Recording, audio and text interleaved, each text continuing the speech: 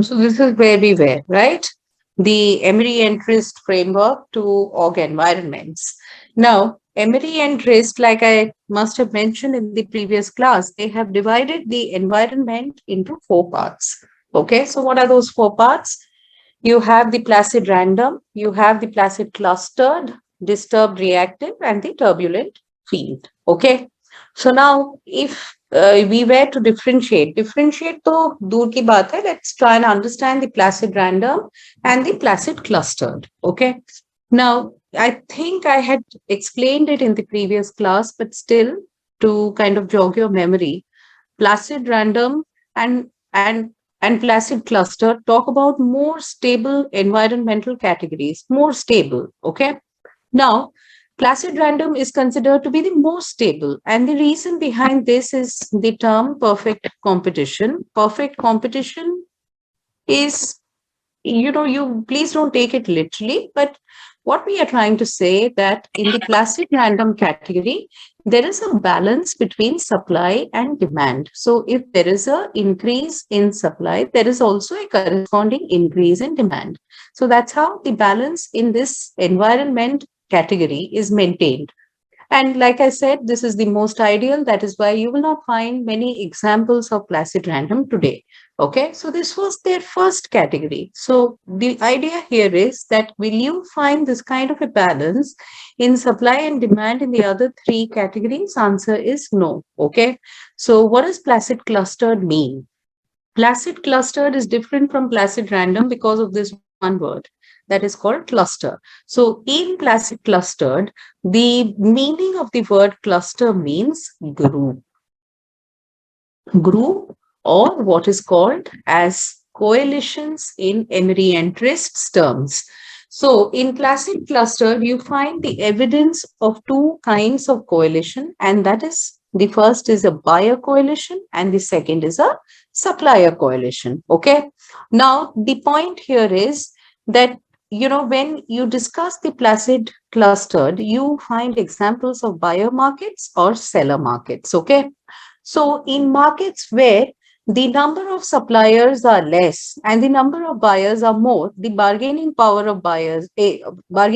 of sellers is higher. Okay. But reverse karo, in markets where suppliers are more and buyers are less, the bargaining power of buyers is high. Okay. So that's how you have either buyer coalitions or you have seller coalitions. So in the previous class, I must have told you that you will find many evidences of supplier coalition, but rather difficult to find existence of buyer coalitions. So supplier coalitions may you have OPEC, which was one of the most powerful supply coalitions in the world.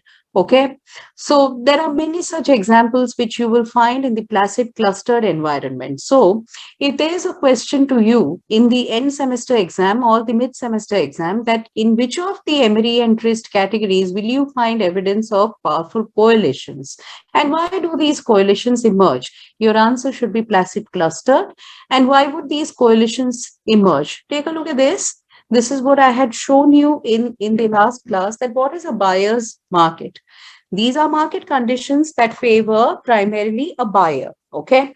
And what conditions might favor a buyer is commonly used to describe these kind of markets, but it applies to markets in which there is more product available than are people ready to buy it. The opposite can be a seller's market, and you can find coalitions of the buyer in the e-commerce sector. Okay. So these kind of activities are found in placid clustered environmental category. Now would come the third, which is called as the disturbed reactive. What is the meaning of the disturbed reactive? Disturbed reactive means we will introduce another, what should you say, category, which is called as competitors. Up till now, we are only talking of buyers and sellers. We have not spoken about competitors. So, disturbed reactive is a market or is a category, environmental category, which is dominated by monopolistic market conditions. Okay. So, monopolistic market conditions meaning you have not the presence of many players, but you have the presence of few players in business. Okay. And why these terms? Always look at the use of these terms. Disturbed reactive meaning competition in this category is intense and For example, if company X comes up with a product called P, company Y will definitely introduce something called as P1. And that is the meaning of disturbed and reactive. So there is a constant reaction from competitors in this kind of a market. So that's how it's called disturbed reactive. Now, disturbed reactive, may supposing I have these two companies, Coke and Pepsi. If I look at their dominance in the beverage industry, I put them in the disturbed reactive category. Okay. So, in disturbed reactive, you will also find the presence of something called as the antitrust issues. Antitrust issues are not found in any other environmental category other than disturbed reactive. And that was the second task that I think I had given you. So did you make any kind of, what should I say? Did you did you make any kind of research on antitrust issues? Yes, ma'am. हाँ बोलो.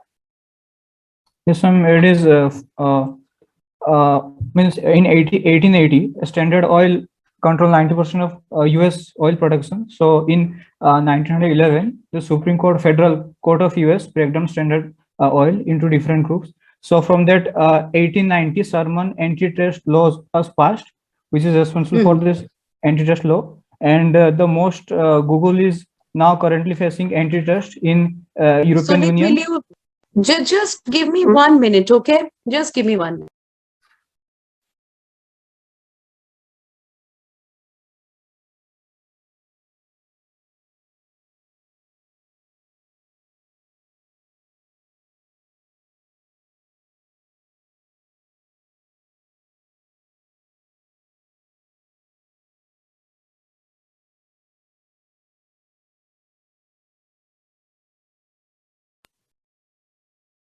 I'm sorry. Yes, yes. Please continue.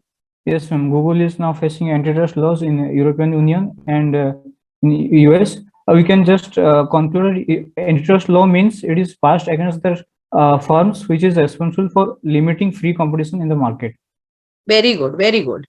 And I'm very happy that there's some amount of history to it as well. That is what you have provided. Antitrust laws regulate the kind of expansion that companies would have in any market that they are operating in. So the law stands for free competition in any line of business. So if companies, whatever, whether by mergers or whether by acquisitions, if there is any tendency on their part to monopolize, then they can be sued in the court of law on the ground of revoking the antitrust laws.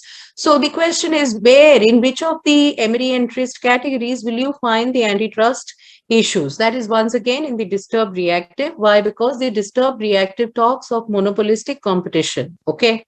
Now, like I said, Google has been one of the companies which has been known for all the right reasons, right? Creative, at the forefront of technology, market leader, excellent leadership, very, very good places to work with, and so on and so forth. But Google has had its fair share of controversies where it has been pulled to the court of law on the grounds of monopolizing business. Okay. So antitrust is an element that you find in the disturbed reactive category. But the last category, that is, what is the difference between disturbed reactive and the turbulent field? Okay.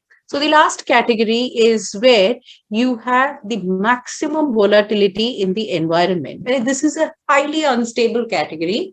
And in Emery and Trist's words, in the turbulent field, every competitor is a collaborator. Every collaborator can become a competitor. देखो disturb reactive और turbulent field में difference क्या है?